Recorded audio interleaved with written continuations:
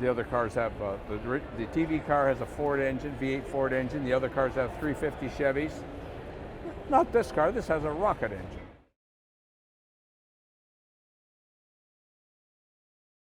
So here we are at the O'Reilly Auto Parts AutoRama. We've got a great show. We've got hot rods, custom cars, lowriders, motorcycles, race cars, and Batmobiles. We try to provide family entertainment, and these cars are rolling automotive art, especially the cars from the 40s, 50s, 60s, and people come in and they just say, wow. But we need something else just to bring everybody. Those of us that have a little bit of a car interest are going to come, but we want everybody to come. So we brought the Batmobiles. Batmobiles, we have, there was 5. So there's the first one was the TV show in 1966-67. Then we had the Michael Keaton car, 2019. And then we had the other 3. So this spans so many generations. Everybody knows Batman and the Batmobiles. I mean, us baby boomers were watching the Batman TV show, and some of those things were so, when they come up and you'd see some guest, Sammy Davis Jr. or some star would be in a window. I mean, it was fun stuff. It was great stuff. And then as things develop, it becomes superhero kind of. Everybody knows the TV car, because the show was only on for 2 seasons, but there was so many things with this car, and it was shown so many times and in so many different advertising and so on. So this car is probably the most famous if you look at the number of years when it was out. Now this car we have on display here. The car was built by, they called him King of the Customizers, George Barris in California. It was built, the original car was built on a Lincoln Futura chassis, and they built the body around it. And they built 2 more cars. Now one was used in the show, but George built 2 more. This is the number 3 car. This was built by George. Wow. There's hundreds of copies all over the country, but this one was built by George. How difficult was it for the gentleman who owns it to get this? So he got this, and it had been stored for a long time, and it was in disrepair. So he restored it. What's something like this worth? It's valued at close to $1 million. That's all? I would be surprised. Yeah, at least that. Now I think we're being conservative. It's worth more than that. The original Batmobile, the original car, George passed about. I worked with George a long time. George passed 10 years ago maybe, and his daughter sold the original car a year or 18 months ago for I think $4.2 million, the first car. So this one's got to be worth half that. Could this drive on the street? It drives, yes it does. And it's built on the same kind of chassis with the same 460 Ford engine and the same as the original car, because George built it. So this is the TV car. Adam West was Batman. It's signed. So Adam West was the first Batman. He signed the door here. Now Batman and Robin, who was his sidekick, Robin signed the other door. George Barris, who built the car, signed it. The 2 original Catwomen, I guess you would say, signed it. And this was built by George. This is exactly how it was shown in the TV show. It's got the bat phone, and it's got all kinds of. Can you show me that? Yeah. So here we have right here is the bat phone, and there's the bat beam, and there's the bat eye switch, and the bat ray projector, and it's got all these different features that were in the TV show. This car was way ahead of its time. George's sister worked for the network, and so when this came out, so she said George was a famous car builder, so he built this car for them. Now you can see these fins. I mean, when you look at this, you got to remember this was built in the 60s. Look at all, and this is all handmade. This is all made out of fiberglass. All these fins and all this stuff. George handcrafted all this. Now, the original car was a combination of fiberglass and metal. George was a very good metal worker. So this was both. Now, this was an afterburner. This was a jet, and it has parachutes. This one does not have a working afterburner. But when you look down the side of this car, I mean, it's just incredible. The imagination. So today, you go on a computer and you can come up with a rendering of what you want. They didn't have that back then. They had a piece of paper and a pen, so they would just sketch it out and say, okay, this is what it's going to look like. So they made these fins, and so on. It was really an incredible piece of artwork. back then to build this car. How long do you think it took to build? Well, I know how long it took. It took less than a year because they had a deadline. So, but George also, Barris Customs, also called in a couple of other builders. So there was about 3 different people working on this car for a year to make it because they had a deadline. So what we have here is the first movie Batmobile. So they decided they were going to make a movie, and this came out in 2019. Michael Keaton was Batman. So what they did, this car was designed in England. Now here's an unknown, a very little known fact. So they built this car in England. It's fiberglass body. It wouldn't fit in a sea container, it was too big. So they cut it down and made it a little bit smaller, the same car, but made it a little bit smaller so it would fit in a sea container. So it came here, but they needed more than one car. So Hollywood Productions produced 4 more cars, I should say. So 5 cars were used in the movie. One of them was cut in half because Batman, when they did the interior shots, Batman was in the driver's seat and Robin was in the passenger seat. So when it was finished, oversimplification, they glued it back together, and so this is the number 5 car. This was on the movie set. Now whether it was used in the movie or not, we don't know, but it was this was built by Hollywood Productions, and this was on the movie set. This one has a 350 Chevrolet engine, and it's actually built on a Chevy Caprice or a Chevy Impala frame, so it's got a Chevrolet engine and transmission. The number 1 car had a working afterburner. Now it may not be a jet engine afterburner, but it would shoot out flames and so on, however they designed it. But the number 1 car that was built in England had a working afterburner, and one of the promo cars had a working afterburner, but not this one. And why do I know that? Because I worked for Carl Casper, who owned Hollywood Productions, so I know a lot about this car. And they ended up. Now this is a really cool thing. Hollywood Productions built 28 of these cars because this was the first movie. It was a huge hit, it was everywhere. So they built 28 cars, and they were all over the United States and Canada and Europe, and everybody said, wow, the Batmobile. Well, they thought it was the Batmobile, but the Batmobile were 29 Batmobiles. It was fantastic, but they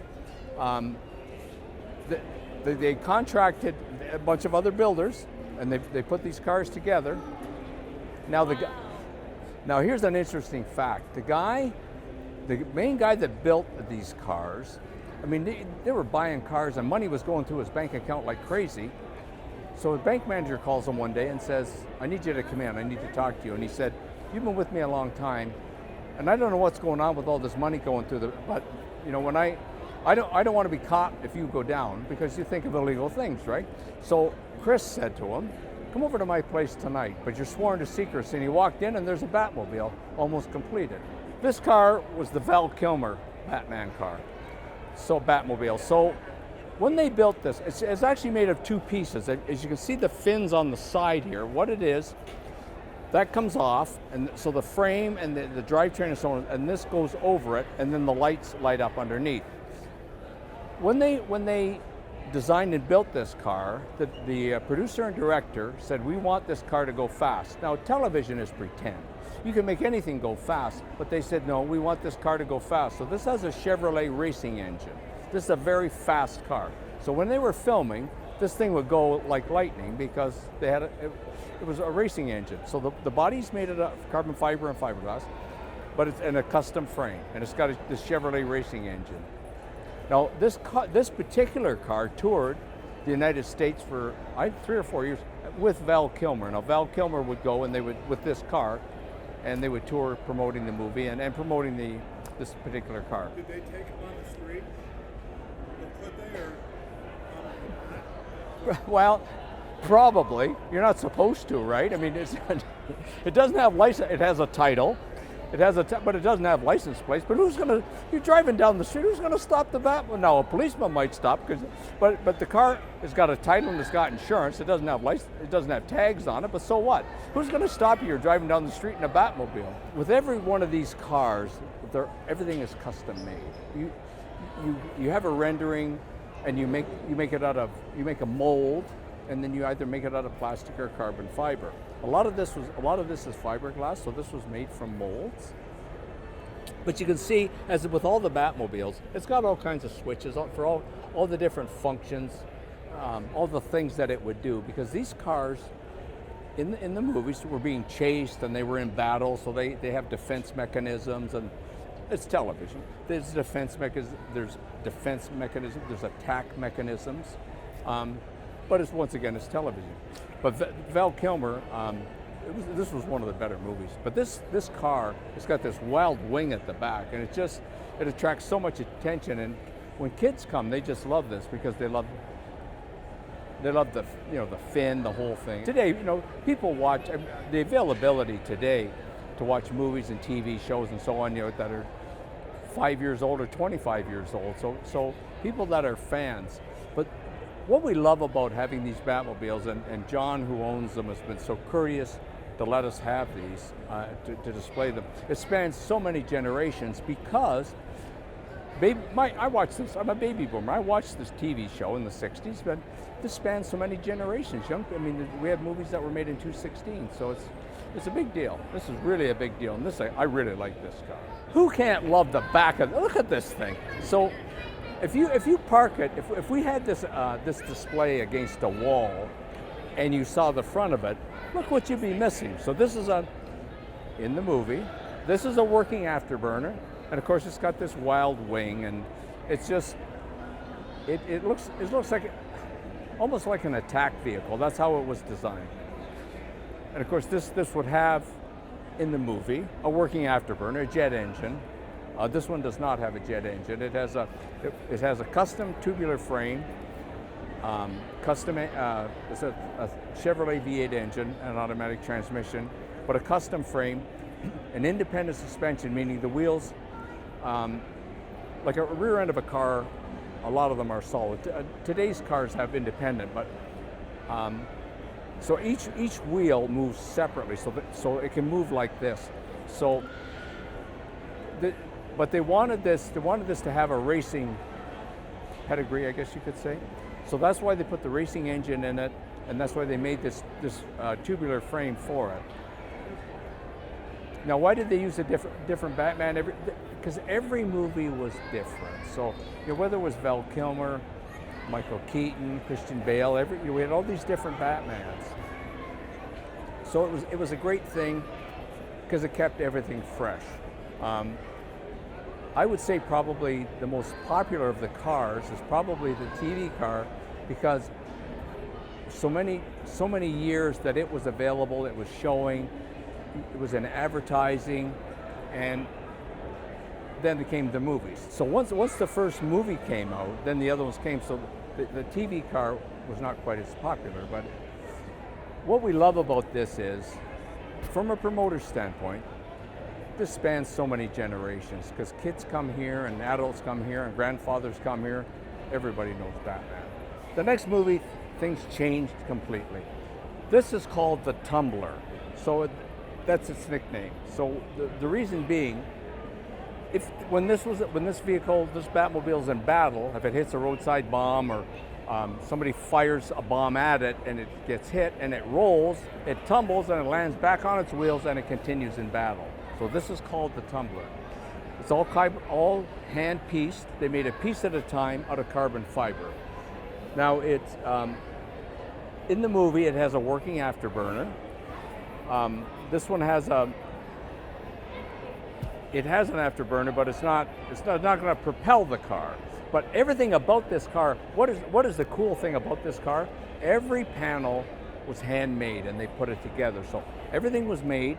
They had a rendering, and it was designed. They had a rendering, and then they would make all these panels, and then they would put it together. Do you know how much time that takes? Because all of a sudden you get this panel, well, it needs to be a little longer, or something like that. This was an incredible amount of work to make this, because it was entirely hand fabricated. The frame is handmade. Everything about it is. It's powered by a Chevrolet engine. In the movie, of course, it was, it had the rocket engine. It was jet propelled with an afterburner. But this afterburner does work, but it won't propel the car. So it is a drivable car. It's driven into the display every time it's shown. Now, as you can see by the windshield, you can't really see out of this thing very well. You have to climb up and over to get it. It looks like a tank, right? So you climb up and get over, but you can't see, but there's all cameras inside. So you drive it looking at cameras. So it's like a backup camera, and that's how you drive the car. It's full of cameras. But you look at this. Look at all these shock absorbers and all these things. I mean, this thing can twist and bend, and it's got like on an everyday car has shock absorbers. So when you hit a bump, you know the car or truck goes up and down a little bit. This has got like I forget what I think it's like a 12 or 14 inch travel, where a car might have 3 or 4 inches. This has got 12, 14 inches of travel each wheel. So this thing can go up. This wheel can go way up like this, and it can still operate. The technology in this thing is quite something. Before this movie, of course, Christian Bale was got the role of Batman. Now Noel G., who played Hector in Fast and Furious, who's with us this weekend, did a movie with Christian Bale before Batman Begins. So I guess Christian Bale took a liking to Noel. He's here today. Noel had a small part in the movie. Christian Bale says, "I want you to come and be in the Batman movie with me." So he was in the movie because of Christian Bale and the relationship they had. But I like this. Every one of these cars has its own unique feeling. The TV car, of course, that was the first one. But the technology in this car and how they designed this, and it's functional. It's not just television, it actually works. This thing actually works. And as you look at it closely, which we can't, but if you took some panels off and look at this, it's just, the workmanship is just, it's unbelievable. It's a marvel. And I wouldn't even want to think about how much it cost to build the original car. What we have here is the last movie Batmobile from the movie Justice League. Ben Affleck, who we all know and love, was Batman. Look at the size of this thing. I mean, you can't drive this on the street. It's just too darn big. I mean, you need 2 lanes to drive this down the street. That's what they wanted. They wanted this to be the biggest Batman vehicle of all time. So hence the Justice League Batmobile. So the producers, what happens when the producer and the director sit down and they say, this is what we want. Once again, this is all made out of carbon fiber. It was made a panel at a time. So they'd make a panel, and so they'd have an artist rendering. So they make a panel at a time and then assemble it. So they start with the frame, they build the frame. So the director and the producer say, we want the biggest tires there are. So they searched. These are Israeli tractor tires. So they found these tires in Israel. So they bought 2 tires. Now these tires weigh 500 pounds each. Not the wheels, just the tires. It's impossible, it's too heavy. So what they did, they used those 2 tires as molds, and these are plastic. They made these out of plastic. But the original tires for the movie, for the design, were Israeli tractor tires. This car, the other cars have, the TV car has a Ford engine, V8 Ford engine. The other cars have 350 Chevys. Not this car, this has a rocket engine. So, once again, the frame was handmade. They put the rocket engine in.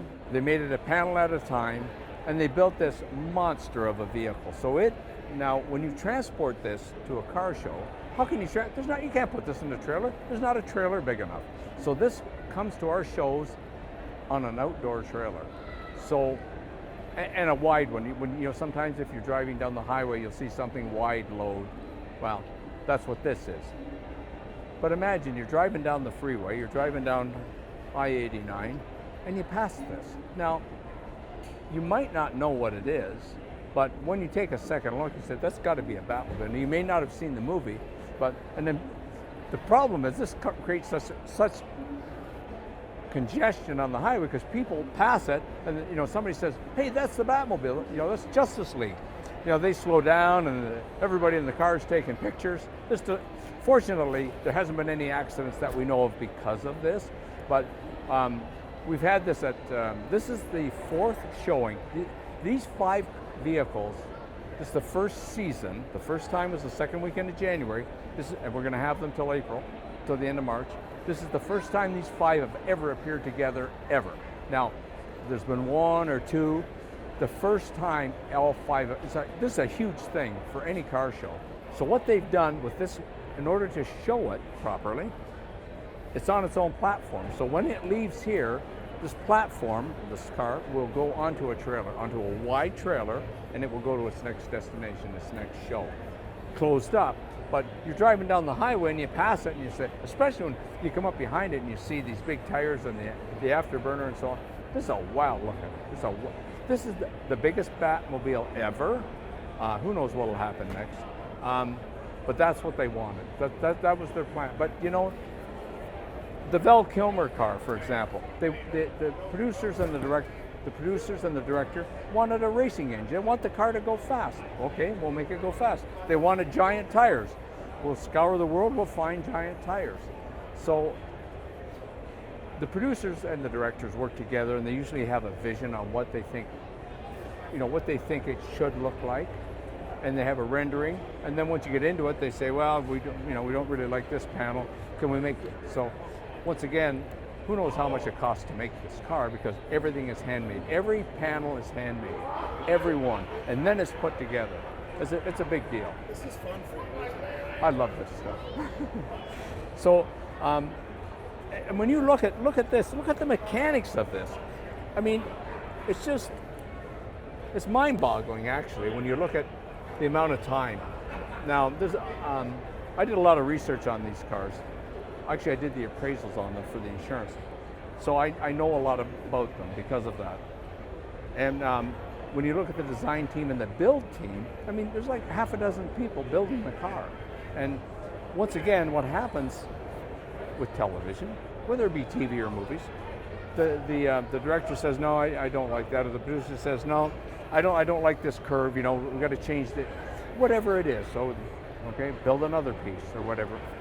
So the cost is incredible. That's why movies cost so much, and that's why when you hear on the news that it grossed $100 million, they need to get, it costs $100 million to make a movie because of things like this. What it costs to build props or Batmobiles.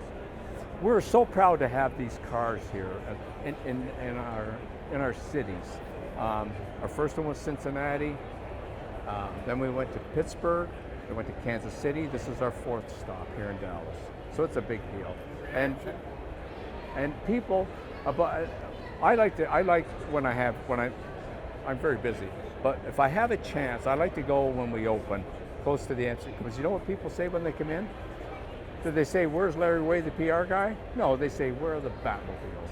Every third person comes in and says, where are the Batmobiles? It's absolutely wonderful. I want to say thank you to the owner of our company, who's brilliant. I've come up with some good ideas. I mean, I don't hold a candle to this guy. Pete Tundas had a vision. He said, I wonder if we can do this. Found the guy who had these, but they've never all been shown before. So they worked together and they came to an agreement and they signed a contract in September. I knew in September, I'm a PR guy. They said, you cannot say anything about this until we make the announcement, which was in December. So imagine it, this is a big deal. Sitting on this for those months when you're a PR guy that likes to talk, no, that was tough. But I was sworn to secrecy, but when this come out, and of course, blasted on social media, people said, where can we see them? So it's a great thing for us.